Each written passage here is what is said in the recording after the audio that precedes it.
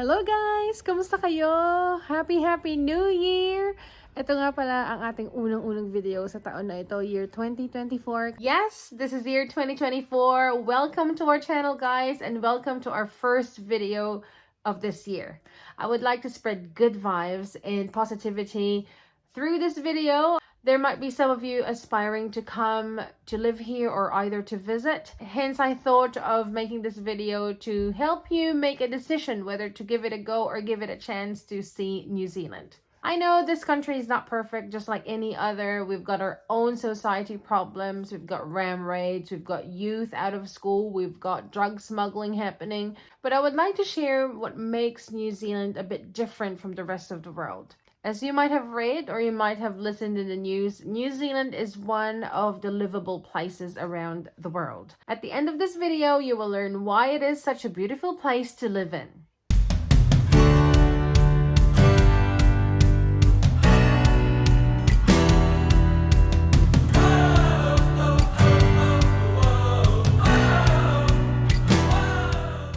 The first thing on my list is the healthcare system. Just a little bit of a story to share. Back in April 2014, when I arrived here in New Zealand on a one-year work visa, I was not eligible to any healthcare services yet during the time. Shout out to Bing and Island. So they were the ones who were there to accompany me. It was so funny because I was in so much pain and none of them knew how to drive. So I needed to drive myself to the hospital and I've got the two of them as my passengers. But I was so thankful that I had company during that time, especially I didn't have any family. Since I was not eligible yet, I needed to pay a total amount of, I think, $5,000. That includes the $400 and something ER fee or emergency room fee. So that also includes a one-night stay in the hospital and a 25-minute surgical procedure.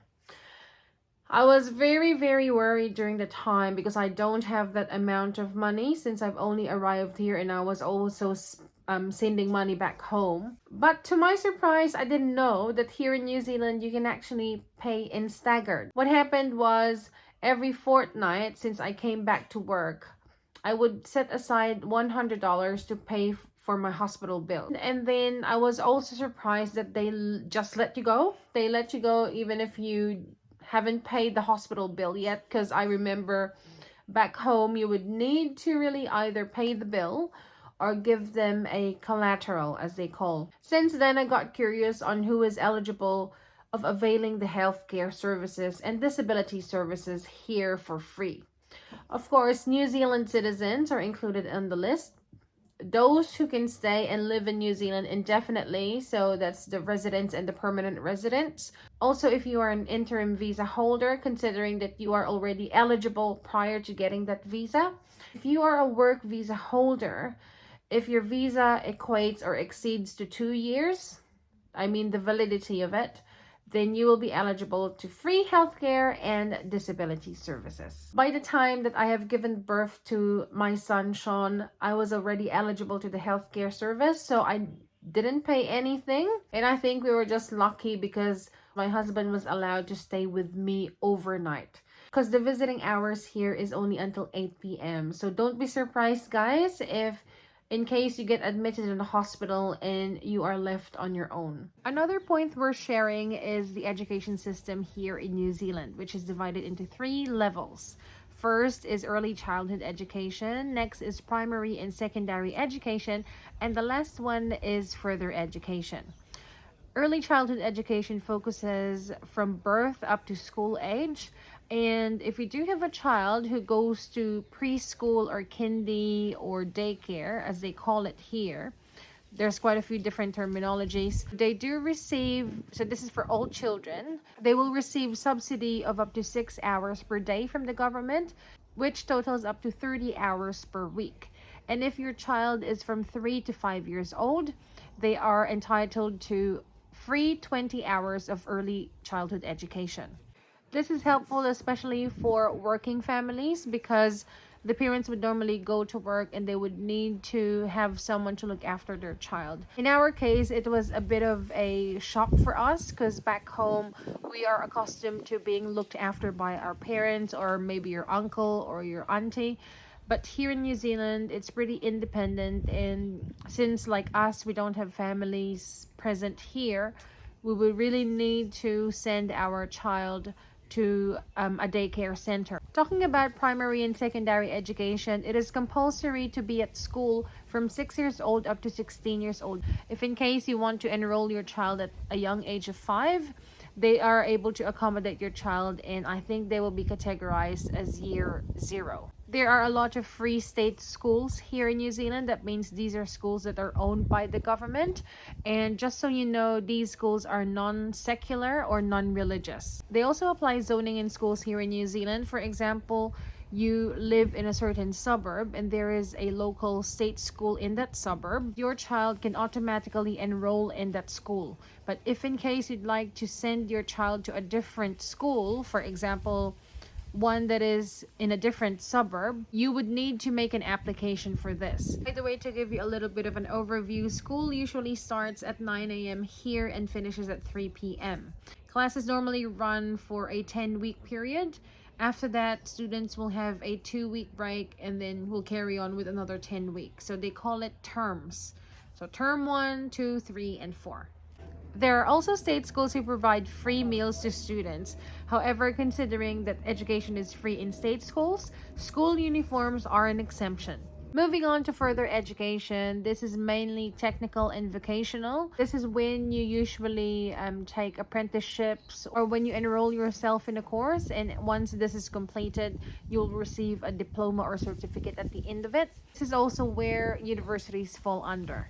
In total, there are 8 state universities around New Zealand, and these are all world-class education institutions. They are also known to be great education providers, not just in the country, but around the world. What else do I love about New Zealand? It is the value that they give towards family and work-life balance. Here, it's not just about work, but then also they make sure that you do have time for your family. Based on my experience, since I had a child here in New Zealand, my managers all throughout my career here have been very considerate and understanding. Like before, I am allowed to bring my child to my workplace because no one's available at home to look after the child. Here in New Zealand, you cannot leave a child on their own in your home if they are below 14 years old. And also, you know what, guys? I am allowed to be excused for a short period of time from work to be able to look after my child. For example, if I need to pick them from school. And for example, if you are breastfeeding your child and you need to be excused to extract milk, as long as you arrange it with your manager, I'm pretty sure that will be accommodated. So that's how it is important for them to make sure that the needs of your children are being met and that you do have time for your family. And if in case you are looking for a form of amusement or entertainment for you and your family, you don't need to go too far because it is very common to find a park around the neighborhood here in New Zealand. And these are well looked after parks by the district councils.